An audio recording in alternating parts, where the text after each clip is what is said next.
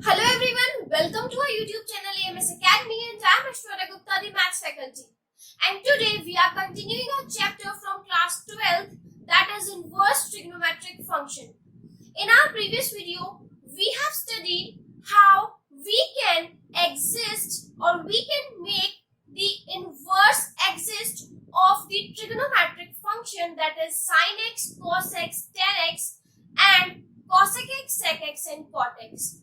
हमने previous video में पढ़ा था कि किस तरह से हम ट्रिग्नोमेट्रिक फंक्शन का भी इनवर्स एग्जिस्ट करा सकते हैं बाय रिस्ट्रिक्टिंग इट्स डोमेन। तो पिछली वीडियो में जो हमने पढ़ा था उसका लिंक आपको डिस्क्रिप्शन बॉक्स में मिल जाएगा और आप उसको देखेंगे तो आपका कॉन्सेप्ट बहुत क्लियर हो जाएगा कि किस तरह से ट्रिग्नोमेट्रिक फंक्शन का भी इनवर्स एग्जिस्ट कर सकता है। Also we have seen the domain and range of the inverse of trigonometric functions. हमने inverse trigonometric functions की क्या रेंज आएंगी इसके बारे में भी हमने पढ़ा था, उसकी डोमेन और रेंज दोनों के ही बारे में। तो अगर हम बात करते हैं डोमेन और रेंज की, तो डोमेन और रेंज एक बहुत ही इंपॉर्टेंट रोल प्ले करती है for solving the questions on trigonometry और we can say in inverse trigonometric function. तो अगर हम बात करते हैं इनवर्स ट्रिग्नोमेट्रिक फंक्शन के कुछ क्वेश्चंस का, तो देखिएगा वहां पर रेंज कितना इंपॉर्टेंट रोल प्ले करती है। तो सबसे पहले हमारे पास कुछ इस तरह से क्वेश्चंस आते हैं और ये क्वेश्चंस इंपॉर्टेंट है क्योंकि इस टाइप का एक क्वेश्चन आता ही आता है आपका। तो अगर हम बात करते हैं क्वेश्चंस की, तो इसमें उन्होंने कहा है कि find the principal value of sin inverse 1/√2। हमें क्या कर रहे हैं, हमें इसकी प्रिंसिपल वैल्यू निकालनी है, यानी कि हमें इसके लिए ये पता होना चाहिए कि जो साइन इनवर्स फंक्शन होता है इसकी रेंज क्या होती है। तो देखिएगा हमें पता होना चाहिए कि range of this function that is sine inverse x is -π/2 to π/2। क्या होती है इसकी रेंज? इसकी रेंज होती है -π/2 से लेकर π/2। किस तरह से होती है ये हमने आपको प्रीवियस वीडियो में ऑलरेडी पढ़ा दिया है। देखिए अगर हम बात करते हैं इसकी, अब हमें बताना है कि इसकी प्रिंसिपल वैल्यू क्या होगी। देखिए ये क्या है, अगर ये फंक्शन है तो ये डोमेन है और जो इसको सॉल्व करके आंसर आएगा वो क्या होती है, वो रेंज को सिग्निफाई करती है। तो अब हमारी जो इसकी वैल्यू है अगर वो इस रेंज में आ जाती है तो वो क्या हो जाएगी, वो इसकी प्रिंसिपल वैल्यू हो जाएगी। चलिए देखते हैं इस तरह के क्वेश्चन को हम किस तरह सॉल्व करेंगे। तो देखिए साइन इनवर्स 1/√2 को अगर हम लेट कर ले x, साइन इनवर्स 1/√2 को हमने x लेट किया, then we know sine x बन जाएगा, ये साइन x। इधर अगर इसको ले आएंगे तो ये क्या बन जाएगा, sine x। So sine x is equals to 1/√2 and we know that 1/√2 is the value of sine 45 degree or sine π/4. So we can written it as sine x is equals to sine π/4. And if sine x is equals to sine π/4, then x is equals to what? X is equals to π/4 and x is equals to sine inverse 1/√2.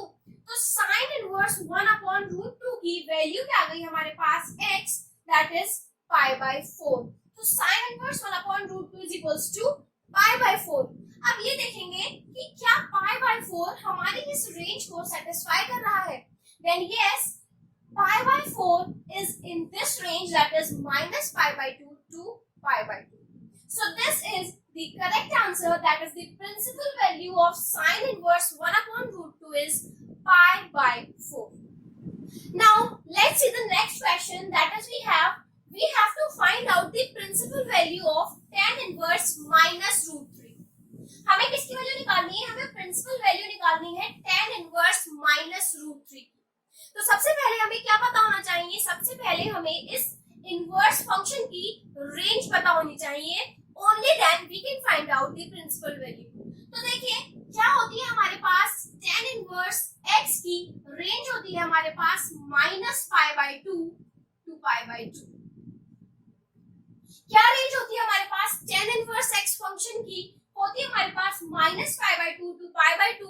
ध्यान रखिएगा ये close interval में नहीं है, इसका मतलब -π/2 और π/2 values नहीं आ सकती, लेकिन -π/2 से π/2 तक की बीच की जितनी भी वैल्यूज है वो सभी आएंगी, जबकि इसमें π/2 और -π/2 भी इंक्लूडेड है because it is the closed interval. So now let's do the same procedure as we have done in this question, that is tan inverse minus root 3 is equals to x. क्या किया हमने? tan inverse minus root 3 को x के equal let कर दिया. Then we know tan x is equals to minus root 3. tan x किसके equal आएगा? tan x equals to minus root 3. Now this is what this is. Tan x is equals to, now we know that root 3 is the value of tan 60 and tan 60 means 10 π/3.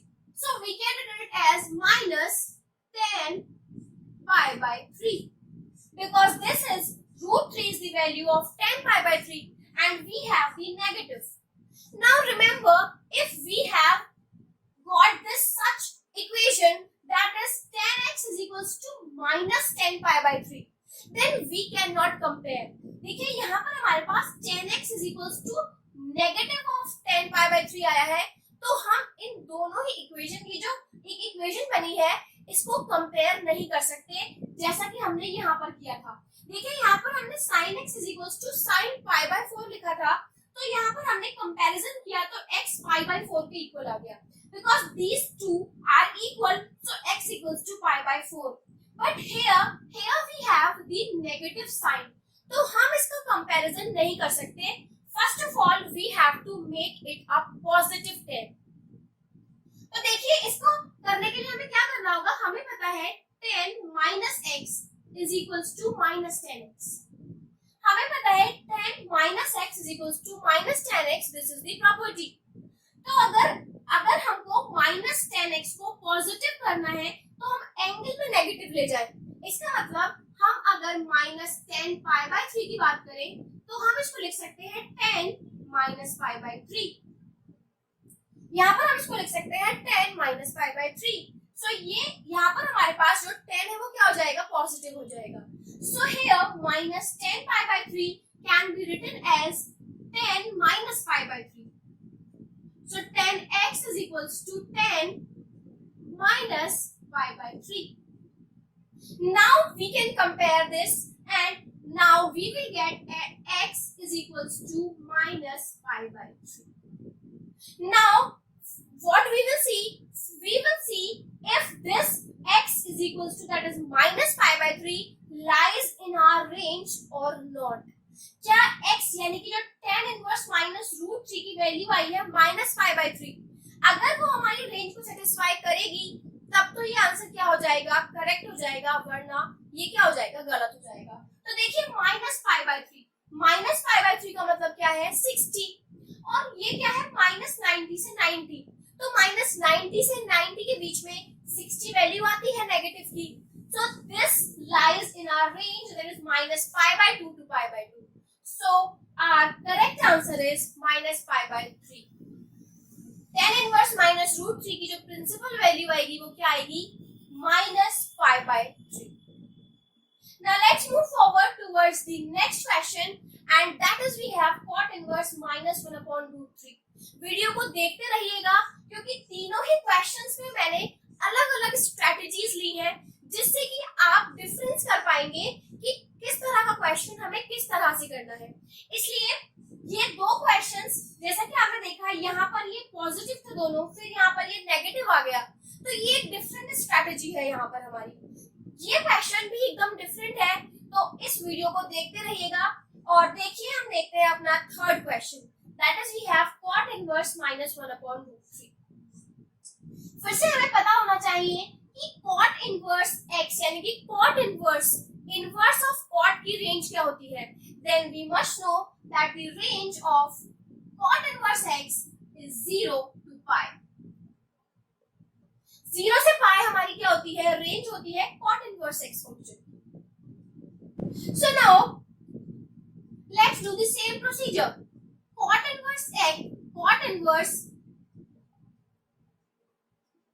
inverse minus 1 upon root 3 is equals to x. क्या किया? वही procedure हमने जो अभी previous 2 questions में किया वही हम इसमें करेंगे और देखेंगे कि cot inverse minus 1 upon root 3 let x. So cot x will be equals to minus 1 upon root 3. Cot x will be equals to minus 1 upon root 3. Now cot x, we must know that the 1 upon root 3 value in cot function is at the angle that is 60 degree. 1 upon root 3 किस पर होती है? cot में 60 degrees पर होती है, that is pi by 3. So this is what? This is minus cot pi by 3. Now again we got the negative cot function. Now we have to make it a positive one. So now अगर हम बात करें, देखिए जैसा कि procedure हमने यहाँ पर किया था, तो आप कहेंगे कि यहाँ पर भी हम ऐसे कर सकते हैं कि cot minus x minus cot x के इक्वल होता है. cot minus x minus cot x के इक्वल होता है, तो हम यहाँ से कह सकते हैं कि minus cot pi by 3 cot minus pi by 3 के इक्वल होगा. minus cot pi by 3 cot minus pi by 3 के इक्वल होगा. तो ये जो cot है ये पॉजिटिव हो गया. अब देखिए अगर हम इसको इसी प्रोसीजर से करते हैं तो देखिएगा यहाँ पर cot x is equals to आप लिख सकते हैं cot minus pi by 3 और ऐसा करने पर अगर हम कंपैरिजन करेंगे तो x कितना आएगा? minus pi by 3. But is minus pi by 3 belonging to this range that is 0 to pi? क्या minus pi by 3 इस रेंज में आ रहा है हमारी? नहीं, क्योंकि यहाँ पर 0 to pi यानी कि सारे पॉजिटिव एंगल्स आ रहे हैं, नेगेटिव एंगल तो यहाँ पर आ ही नहीं रहा. तो ये हमारी रेंज को सेटिस्फाई ही नहीं कर रहा है. तो यहाँ पर हम ये प्रोसीजर बिल्कुल भी नहीं लगाएंगे. सबसे पहले लगाकर देख लीजिए आप इसको कि 10 minus x is equals to minus 10x cot minus x is equals to minus cot x. But यहाँ पर ये कंडीशन क्या हो रही है? सेटिस्फाई नहीं हो रही है, because this minus pi by 3 is not in our range. So in this question, what we have to do? We have to find out कि नेगेटिव कहाँ पर होता है हमारा cot. हमारा cot नेगेटिव कहाँ पर होता है? Then we know that if we talk about cot pi minus x, अगर हम cot pi minus x की बात करें, then we will get minus cot x. Cot pi minus x is equals to minus cot x और ये आपको पता होना चाहिए. तो जब minus cot x क्या है? cot pi minus x है, so we can written minus cot pi by 3 as cot pi minus pi by 3. हम लिख सकते हैं ना यहाँ पर कि हमारी ये प्रॉपर्टी होती है, if we have cot pi minus x then we can get minus cot x. तो हम minus cot x को cot pi minus x लिख लें, तो यहाँ पर हमारा cot क्या हो जाएगा? पॉजिटिव हो जाएगा. तो देखिएगा हम minus cot pi by 3 को क्या लिख सकते हैं? हम लिख सकते हैं cot pi minus pi by 3. We can written this as cot pi minus pi by 3 and it is equals to cot x. Now cot x is equals to cot pi minus pi by 3 is 2 pi by 3. Pi minus pi by 3 is 2 pi by 3 and now if we compare this we will get x equals to 2 pi by 3. Now this 2 pi by 3 lies in our range that is 0 to 180. We have this 2 pi by 3. 2 pi by 3 का मतलब क्या होता है हमारे पास? अगर pi की value आप 180 लगा देते हैं तो ये किसके इक्वल होता है? 120 के. तो 0 से pi के बीच में यानी कि 0 से 180 के बीच में 120 डिग्रीज आता है. So this is the correct answer or the correct principal value of cot inverse minus 1 upon root 3. I hope ये 3 क्वेश्चंस करने के बाद आपको कोई भी प्रॉब्लम नहीं होगी प्रिंसिपल वैल्यू के क्वेश्चंस करने में. Now let's move forward and see The rest of the 3 questions that is based on the principal value. देखिएगा, मैंने आपको प्रीवियस वीडियो में बताया था कि रेंज याद करना बहुत ही इंपॉर्टेंट है इनवर्स फंक्शंस की, because questions need that you know the range of the inverse functions. So now we have this question. Sine inverse sine 3 pi by 5 and we have to find out the principal value. So let's sine inverse sine 3 pi by 5 is equals to x. वही क्या हमने procedure वही है सारे इस type के questions करने का कि फंक्शन को आप क्या मान लीजिए x मान लीजिए. So here sin x is equals to sin 3 pi by 5 और क्योंकि ये ऐसे ही यहाँ पर sin x is equals to sin 3 pi by 5 आ गया तो आप कहेंगे कि x की वैल्यू क्या आ जाएगी 3 pi by 5. But this is wrong. x की वैल्यू 3 pi by 5 नहीं आ सकती. क्यों? क्योंकि यहाँ पर ये साइन इनवर्स की जो रेंज है, साइन इनवर्स की जो रेंज होती है वो कितनी होती है? वो होती है -π/2 से π/2 और -π/2 से π/2 के बीच में यानी कि -90 से 90 के बीच में क्या 3 π/5 आ सकता है? नहीं. So this is what this is wrong. क्योंकि यहाँ पर 180 लगाएंगे तो देखिएगा क्या आएगा हमारा आंसर.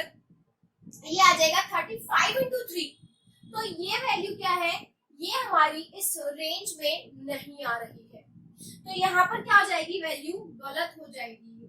तो जब हम इस पोजीशन पर आ जाएंगे तब हम क्या करेंगे? देखिए यहाँ पर हमारे पास है sin x is equals to sin 3 pi by 5. यानी कि हमें क्या करना है? अगर हम इसको ब्रेक कर लें, देखिएगा हमें ये पता होना चाहिए कि sin pi minus x अगर हम sin 180 माइनस थीटा या 180 माइनस x करते हैं तो हमारे पास sin x ही आता है. क्या आता है हमारे पास? sin x ही आता है. यानी कि पॉजिटिव का साइन फंक्शन आता है.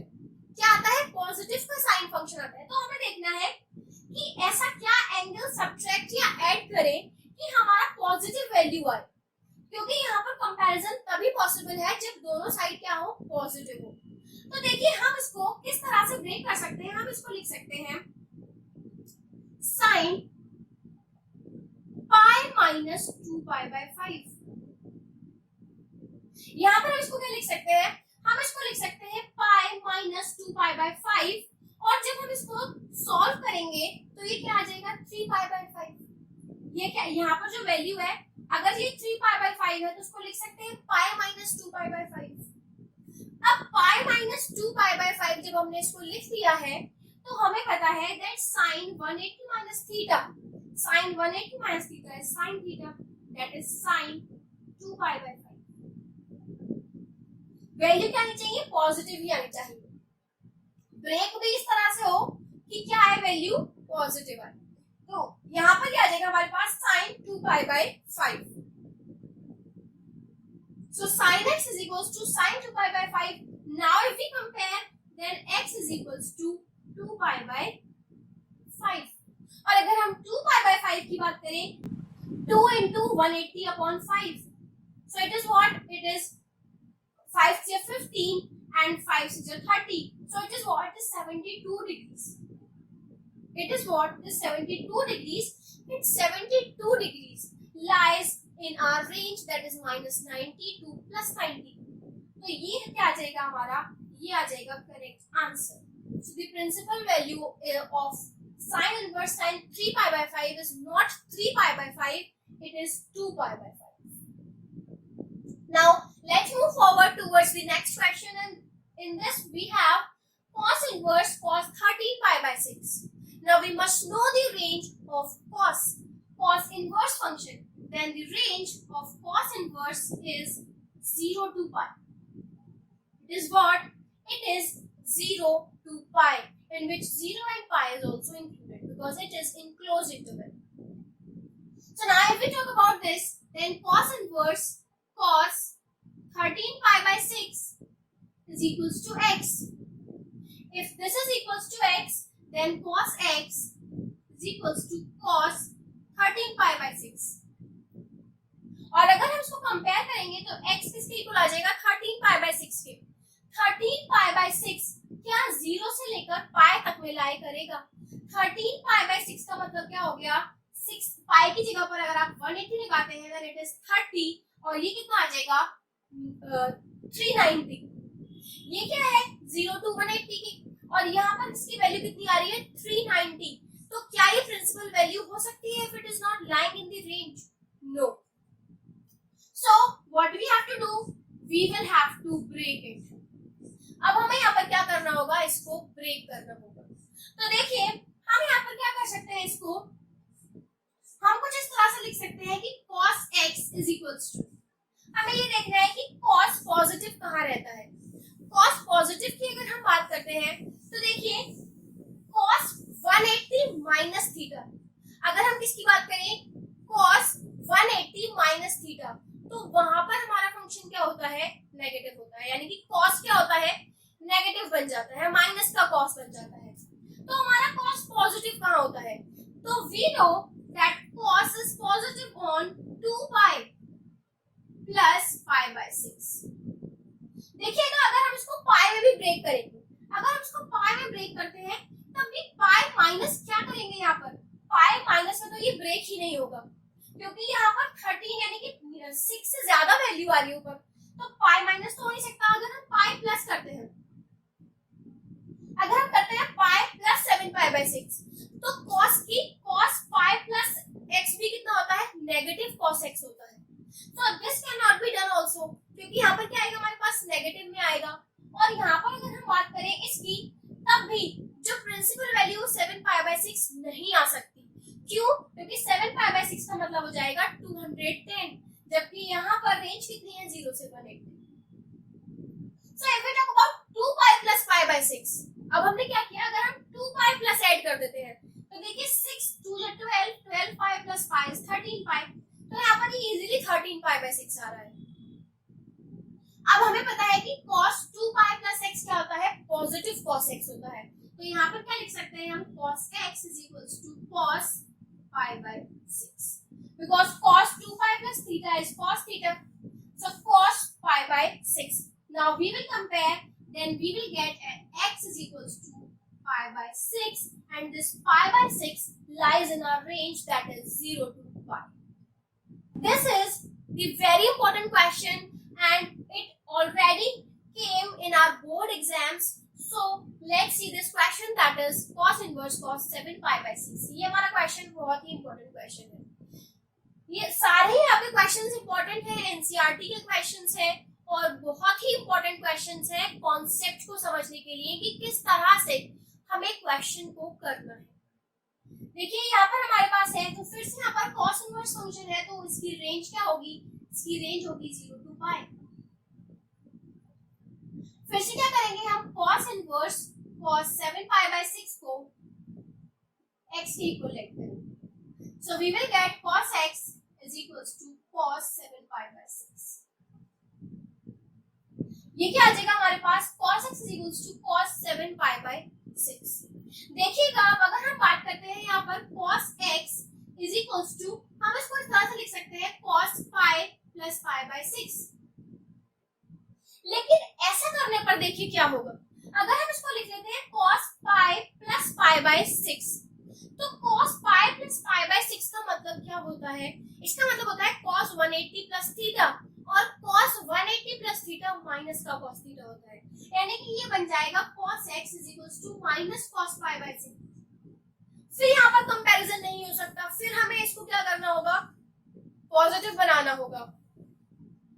तो क्यों ना हम यहाँ पर क्या वैल्यू ले लें, यहाँ पर अगर हम ले लेते हैं 2 पाई माइनस 5 पाई बाय 6, अगर हम यहाँ पर 2 पाई लेते हैं, क्योंकि हमें पता है कि cos 2 पाई माइनस, देखिए cos 2 पाई प्लस भी पॉजिटिव होता है और cos 2 पाई माइनस भी पॉजिटिव cos फंक्शन बनता है। अगर हम बात करें cos 2 पाई माइनस थीटा, तब भी प्लस का cos थीटा आएगा, और अगर हम बात करें cos 2 पाई माइनस थीटा, तब भी प्लस का ही cos थीटा आएगा।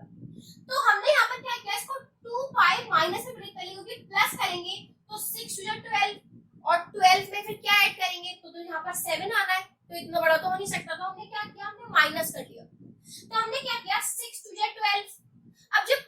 तो उसमें से 5 पाई माइनस कर दो तो 7 पाई बाय 6 आ जाएगा।